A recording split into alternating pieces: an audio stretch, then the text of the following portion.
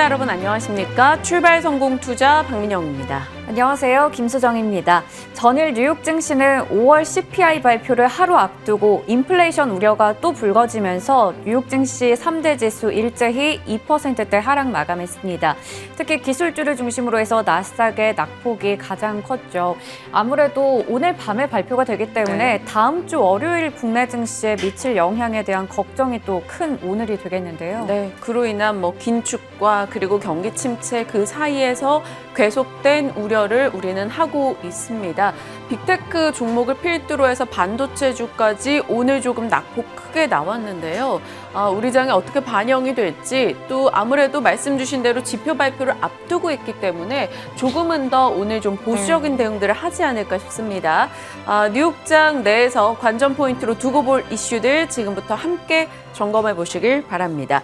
일단 어제 여러 소식이 있었는데요. ECB 측에서 11년 만에 처음으로 금리 인상을 단행한다라는 이야기도 들려왔습니다. 6월은 현행 0%로 동결을 했고요. 7월에 기준금리를 0.25%포인트 올린다. 그리고 9월에도 올릴 것이다라는 예고가 나왔습니다. 그리고 올해 물가 목표는 또 상향을 했고요. 이 소식도 살짝 부담이었으나 ECB 측에서 계속해서 어떤 식으로 해나가겠다라는 계획을 내놓으면서 나름 걱정을 덜고 뉴욕장 분위기 출발은 나쁘지 않았어요. 그런데 시간이 갈수록 특히나 장 막판에 낙폭을 키워나가는 모습이 포착이 됐습니다. 종목별로 보시면 결국에는 경기 침체 우려가 불거지고 있다는 겁니다. 그로 인한 반도체 수요에 대한 우려 계속 나옵니다. 마이크론, 인텔, AMD, 퀄컴, 엔비디아까지 모두 다 떨어지는 모습 확인이 됐고요.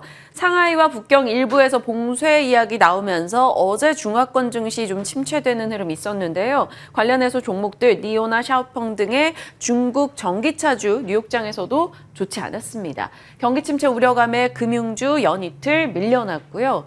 빅테크 종목들도 국채금리가 상승하면서 또 타격을 받았죠. 여기에 키뱅크에서 애플의 5월 매출이 감소했다라고 이야기를 꺼내놓으면서 애플도 3%, 특히나 메타나 넷플릭스는 5% 내외 급락 크게 나오기도 했습니다.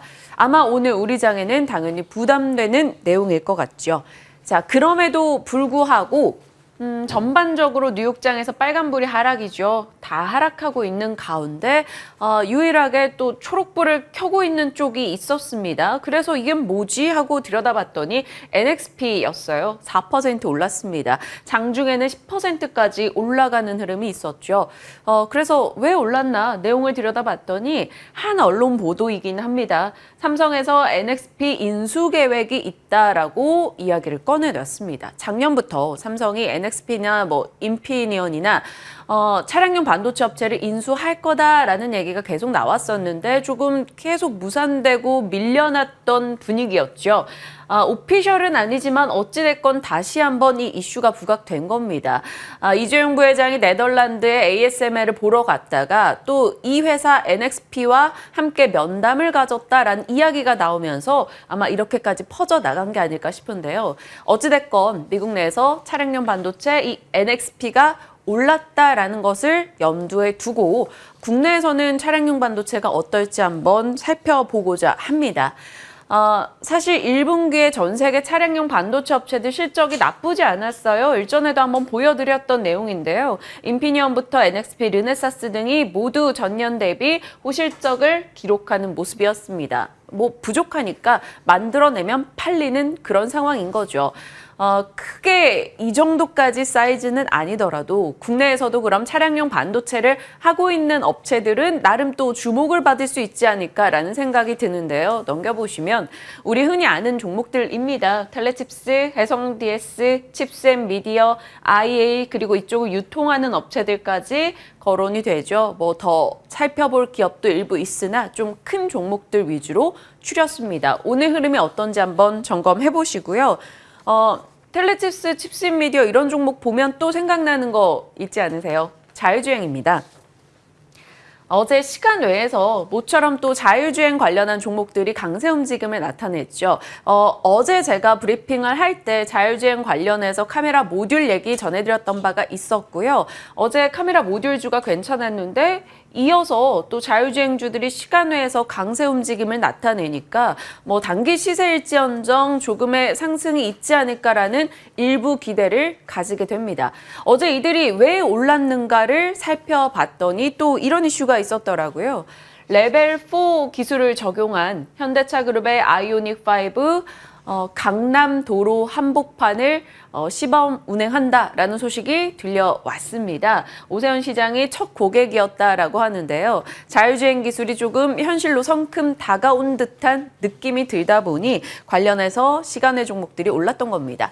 자, 그럼 자율주행 관련 기업들 정리를 해드렸던 적이 있습니다만 다시 한번 보여드리면 소프트웨어 쪽에서는 현대오토에버, 오비고 등 거론되죠. 카메라 모듈은 삼성전기, LG이노텍, 그리고 옵트론텍, 요즘은 옵트론텍이 조금 핫하네요. 그리고 MCU, 그 밖에 패키징, MLCC 이렇게 정리가 됩니다. 텔레티스는 여기에서도 또 보이고 LX 세미콘이나 해성 DS도 또 확인이 되고 있네요. 체크하시고요. 자, 그럼 차량용 반도체 그리고 자율주행 또 하나 어제 나왔던 IT 관련 소식이 바로 팹리스 되겠습니다. 삼성 측에서 중기부와 손을 잡고 팹리스 챌린지 대회를 개최한다. 그래서 자본력이 부족한 팹리스 업체들을 나름 지원해서 기술을 키워나가자 이런 움직임을 보인다라는 겁니다. 그렇다면 팹리스가 무엇인지 살짝 짚고 갑니다. 반도체 전체 생태계를 보시면요. 종합반도체 업체들은 설계부터 생산, 테스트, 유통까지 다 하죠. 이 업체들 우리 흔히 아는 삼성전자, 하이닉스, 인텔 등입니다. 그리고 팹리스 업체가 있고요. 파운드리가 있죠. 팹리스는 공장을 짓거나 수많은 인력을 쓸 자본력은 부족한데 기술력은 있어서 설계를 하는 업체라고 생각하면 됩니다. 팹리스가 설계를 하고요. 파운드리에게 생산을 맡깁니다. 파운드리는 우리가 다 아는 TSMC 등이 되겠죠. 그래서 이 팹리스 쪽을 키워서 기술력을 확보하겠다라는 겁니다. 팹리스 좀 더 자세히 넘겨봅니다. 본인들의 브랜드를 달고 생산은 하는데 생산만 외부에 맡기는 것을 팹리스라고 합니다. 우리 흔히 아는 퀄컴 등의 스냅드래곤 생각하시면 될 것 같고요. 글로벌 팹리스 시장, 우리는 반도체 강국인데 팹리스 분야에서는 굉장히 약합니다. 세계 시장 팹리스 점유율을 한번 추려봤습니다. 미국이 압도적이에요. 퀄컴 등을 비롯해서 68%고요. 대만이 21%, 한국과 유럽은 1% 정도 되겠습니다. 중국은 최근에 공격적으로 점유율을 늘려가려는 움직임 보이죠. 미국에서는 퀄컴, 엔비디아, 브로드컴 이런 업체들이 이 팹리스를 영위하고 있습니다. 국내 그럼 또 팹리스 관련주 미약하긴 하지만 그래도 연결해 본다면 찾아보니 이렇게 있더라고요. 텔레칩스, LX 세미콘, 어버브 반도체, IA 등입니다. 앞서 나왔던 이슈들과 겹쳐지는 종목이 분명히 있는 것 같아요. 그렇다면 어떻게 봐야 될지. 사실 이런 이야기를 계속 해왔습니다만 아직 일부 중소형 업체들은 실적이 정말 엉망이기도 하고요. 주가도 다 제각각입니다. 추세도 없어요. 다 같이 떨어지는 것도 아니고 어떤 건 오르고 어떤 건 내리고 난립니다. 그렇기 때문에 좀 더 고민이 필요한 시점인 것 같은데요. 이런 얘기 금요일이니까 공부 차원에서 한번 알아두자라는 맥락에서 꺼내봤습니다. 잠시 후에 이에 대해서 좀 볼만한 종목 있을지 전략 챙겨보도록 하겠습니다. 오늘은 IT 쪽이라 다 좀 어려운 내용이었던 것 같은데 네. 수정이커도 약간 어려운 내용이죠. 맞습니다. 저도 UAM을 준비해봤는데 어제장에서 또 투자자들의 관심이 UAM 관련주로 쏠렸습니다. 네. KUAM의 위상이 계속해서 부각되고 있기 때문인데요. 보시듯이 어제 관련주들이 모두 다 강한 흐름 나타냈죠. 베셀, 한화, 에어로스페이스 등등이 상승했고 특히나 이 중에서 네온테크와 한국항공우주 같은 경우에는 최근에 한 달 동안 주가가 상당히 많이 올랐습니다. 네온테크는 한 달 동안 40%가량 올랐고요. 한국항공우주는 20%가량 상승세를 나타내기도 했습니다. 지금 투자 업계에서도 UAM의 시장 규모에 대해서 긍정적으로 이야기를 하고 있는데요. 모건 스탠리에서는 1,800조까지 커질 수 있다라는 이야기를 했습니다. 1,800조 참 와닿지 않는 금액인데 2040년까지 이렇게 급성장해서 결국에 한화로는 1,800조까지 성장할 수 있다라는 겁니다. 그러다 보니 각국 그리고 각 기업별로 이 시장에서의 주도권을 쥐기 위해 치열한 경쟁을 다툴 것이다라는 얘기가 나오고 있는 건데요. 지금 KUAM에 대해서는 미국의 바이든 대통령도 방한 당시에 UAM 투자 강조를 했었고 또 새 정부가 출범하기 이전부터 국정과제로 선정되면서 사업에 대한 육성 의지가 나타났던 그런 분야입니다. 그래서 국토교통부는 대규모 실증 사업인 한국형 그랜드 챌린지, 짧게 줄여서 KUAM GC에 지금 신청할 기업들을 모집을 했었는데요. 국내에서 총 55개 기업이 손을 들었다고 합니다. 대우건설, GSITM, SK텔레콤, LGU+, 현대차, 롯데렌탈 쪽에서 꾸렸던 6개 컨소시엄과 거기다가 개별 기업까지 합쳐진 규모라고 하고요. 어떻게 이어지는지는 확인해 보시면 될 것 같습니다. 올해 11월쯤에는 실증 사업에 대해서 구체적인 청사진이 공개된다고 합니다.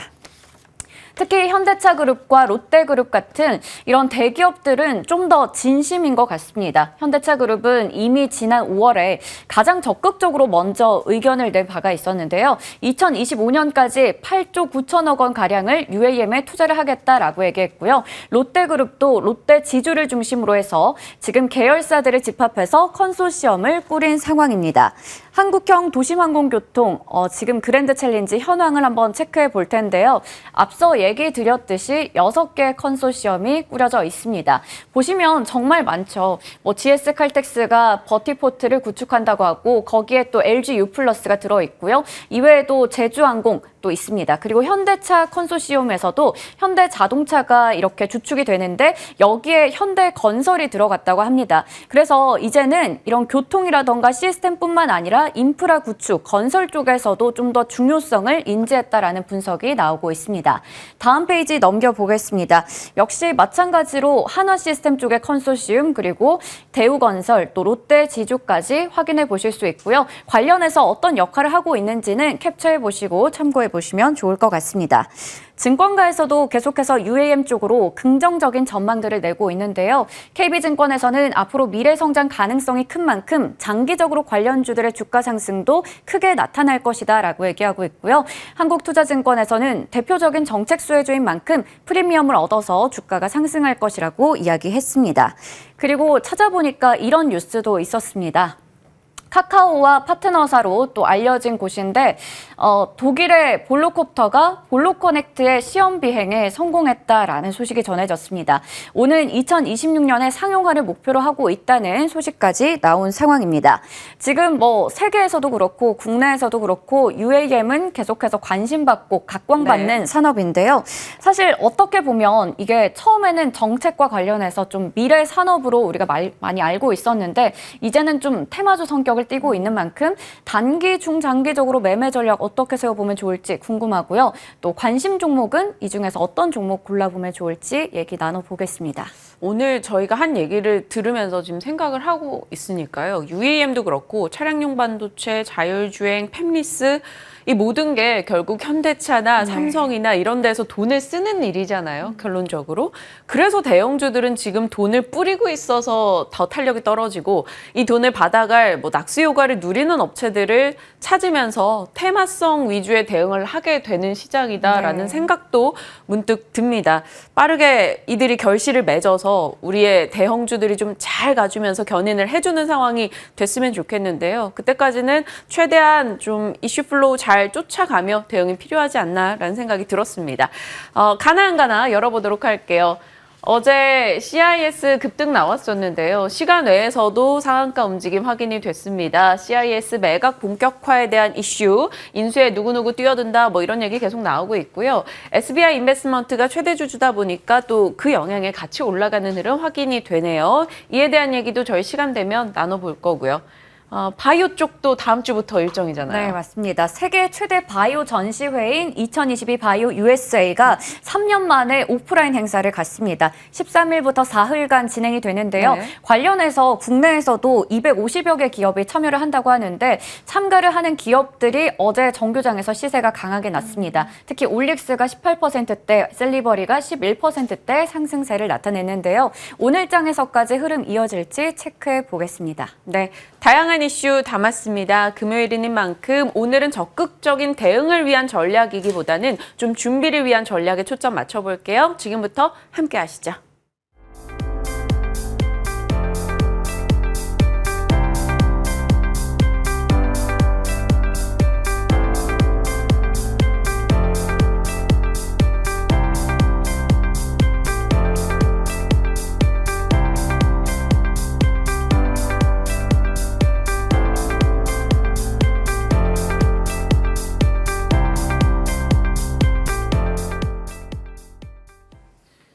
네, 다양한 이야기 담았습니다. 시장에 대한 이야기부터 좀 눈여겨볼 종목까지 살피겠습니다. 진만쌤과 함께합니다. 어서 오세요. 네, 어서 오세요.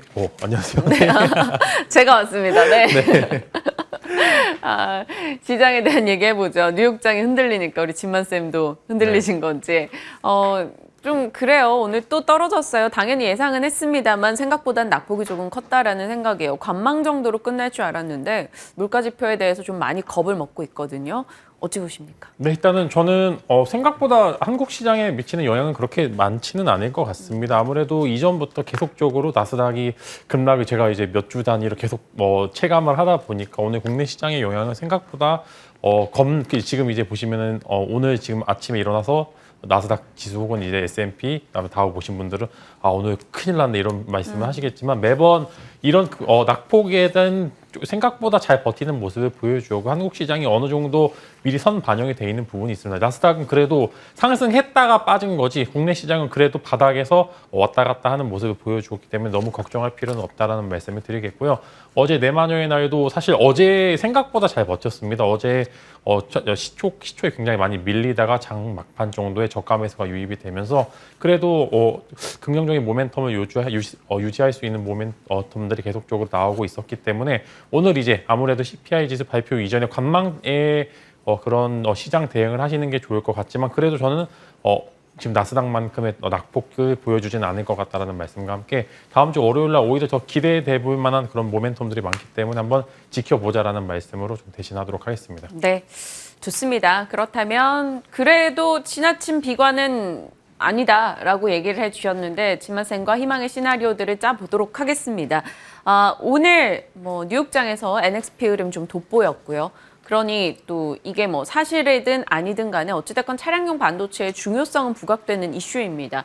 차량용 반도체, 자율주행, 팹리스 이 모든 걸 관통하는 종목들도 있어서 이 내용에서 좀 눈여겨보시는 거 있을까요? 네, 일단은 자율주행 보시면 어제 이제 삼성전기 필드에 처음에 이제 카메라 모듈 관련주들이 조금씩 오르다가 이제 시간의 거래에서 자율주행 관련주들이 그러니까 가벼운 종목들이 시간의 상한가를 간 종목도 있고 굉장히 강한 시세를 분출한 적도 많았었는데 그만큼 자율주행이 많이 밀렸습니다. 네. 엄청나게 이제 정말 못 봤어요. 사실 예전에 UAM 관련주들의 지금 시세 분출하는 게 이전에 자율주행주들이 시세 분출하는 거랑 거의 비슷한 흐름을 보여주고 있는데 수급 공백인 상황에서 좋은 기사가 하나 나오다 보니까 굉장히 중경적인 모멘텀이 나오고요. 거의 다 비슷한 흐름입니다. 기대감이 가장 커졌을 때가 주가 흐름은 굉장히 좋고요. 실증을 하게 된 순간부터는 사실 조금 빠지고 있는데 자율주행이 먼저 그런 모습을 보여주었고 최근에 SMR이 이제 좀 실증한다고 하니까 조금 주가가 하락하는 모습을 보여주었고 UAM도 아마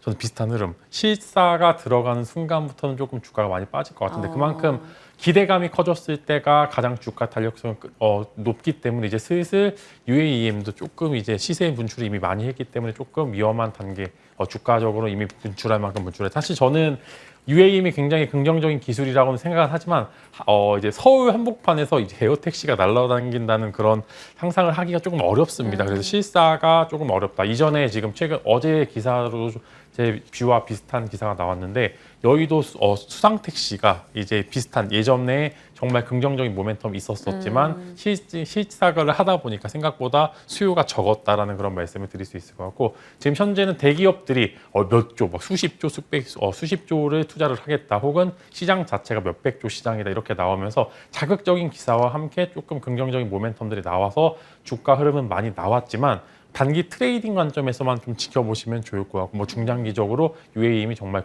좋은 기술이다라고 하는 부분에서는 아직 실사를 거쳐야 되기 때문에 조금 보수적인 모멘텀이 있지만 그럼에도 이런 시장 안에서 단기 트레이딩 관심주들로는 제로 부자죠. 퍼스텍이라는 종목이 굉장히 UAM 관련 혹은 방산 쪽까지 같이 더블 모멘텀으로 주가 상승세가 계속 굉장히 탄력적으로 나오고 있는데 네. 아직 한두 번 정도의 상승 여력은 있으니까 한 번 정도 지켜보시면 좋을 것 같습니다. 조금은 상승 여력은 있으나 일단 좀 급등이 나왔을 때는 또 어느 정도 이익을 챙겨가면서 대응을 해봐야겠다라는 거네요. 퍼스텍 같은 경우는. 네, 맞습니다. 아, 좋습니다. 저희 자율주행 얘기로 질문을 드렸는데 답변은 UAM으로 이제 결국 그러네요. 흘러갔는데 네. 네, 자율주행과 차량용 반도체 팹리스 다시 요것도 챙겨주세요. 요이시 네. 빼놓으면 섭하단 말이에요. 네, 맞습니다. 어제 이제 자율주행 나오고 그다음에 팹리스 쪽도 긍정적인 기사가 나왔는데 정부에서 계속적으로 팹리스 업체를 지원을 한다라고 기사는 나오고 있는데 굉장히 시세가 짧게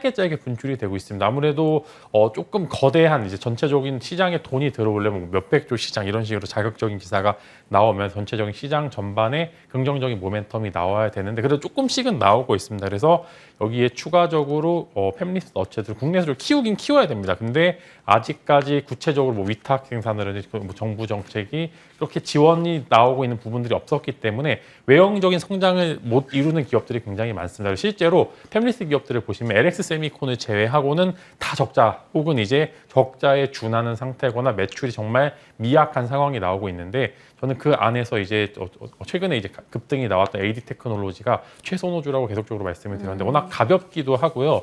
거기다 삼성전자 이제 DSP 디자인 하우스 안에 들어간 지가 한 1년 반 정도 된 상황에서 최근에 이제 오나노 관련된 긍정적인 기술 모멘텀이 나오면서 주가 흐름도 한번 급등이 나왔다가 조금 이제 지지받아서 다시 한번 상승을 할 수 있는 구간에 접어들었기 때문에 AD 테크놀로지 한번 단기 트레이딩 종목으로 관심을 가져보시면 좋을 것 같고 만약에 이제 제가 이제 1억이 있다면 무슨 종목을 살 거냐고 네. 물어보면은 당연히 저는 LX 세미콘에 거의 전량을 아마 쏟아부을 것 같습니다. 오. 그만큼 좋은 기업 중에 하나고요. 이제 최근에 뭐 OLED 쪽이 둔화된다라는 그런 모멘텀도 있는데 그럼에도 불구하고 뭐 DDI 관련된 이제 그런 기술적인 부분들 거기에다가 차량용 반도체 혹은 팹리스 업체까지 하고 있는 분야가 워낙 트렌디하고서 매출도 잘 나오는 기업이기 때문에 무겁다고 생각하시지 마시고 굉장히 현재 구간에서는 매력적인 구간이라는 말씀과 함께 13만 원 이하에서는 저는 아마 1억이 있다고 하면 여기에 전량 다 쏟아를 부을 수 있을 정도로 굉장히 좋은 기업이다라는 말씀을 드릴 수 있을 것 같습니다. 요즘 시장이 안 좋아서 제가 1억을 드릴 테니 뭐 사시겠어요? 이 얘기를 잘 못하고 있었는데 해주셨어요.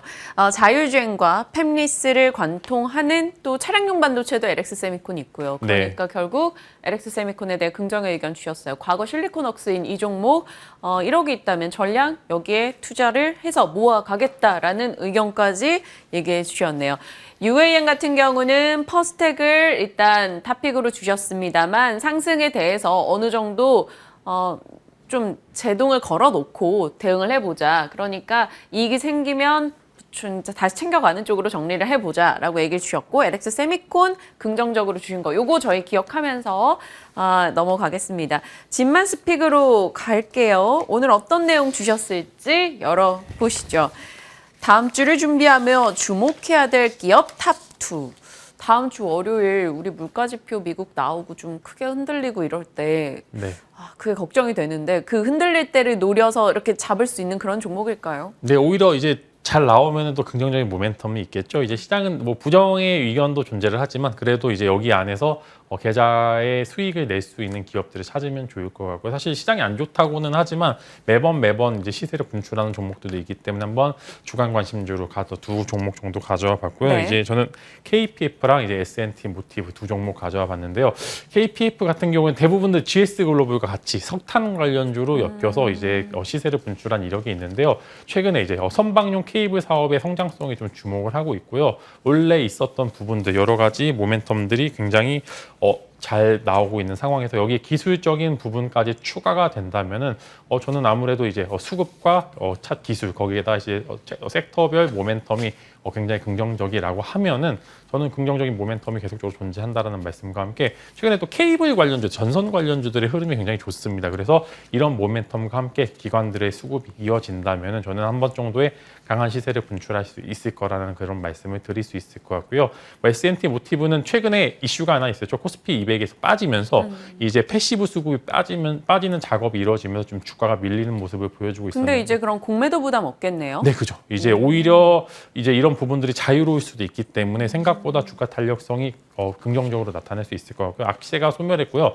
이제 전장 관련된 부분들은 이제 차량용 반도체 수급 때문에 전체적으로 부품주들의 실적이 악화됨에도 불구하고 실적이 잘 나온 기업들이 몇 개 있습니다. 그게 오히려 더 차량용 반도체 수급이 좋아지면서 차량 판매 대수가 늘어나고 생산 대수가 늘어난다면 굉장히 긍정적인 모멘텀의 존재를 하고 있고요. 이제 외국인 수급이 교체가 됐습니다. 패시브 수급이 빠지고 외국인들이 새로 이제 들어왔는데 그래서 수급과 기술적인 부분 거기에서 섹터별 모멘텀 즉 전장 사업 모멘텀은 존재를 하겠죠. 그래서 굉장히 좋은 모습을 보여줄 수 있을 것 같다는 의견을 제시를 드리겠고 이 두 종목 모두 한 목표가로는 10% 정도 잡으시면 좋을 거고 시초 공략도 충분히 가능하니까 갭 뜨지 않는 이상 중정적으로 한 번 정도 매수를 해보셔도 좋을 것 같고 다음 주에 한번 AS를 통해서 좋은 이제 결과물을 내보내기 좀 기대를 하도록 하겠습니다. 네, 알겠습니다.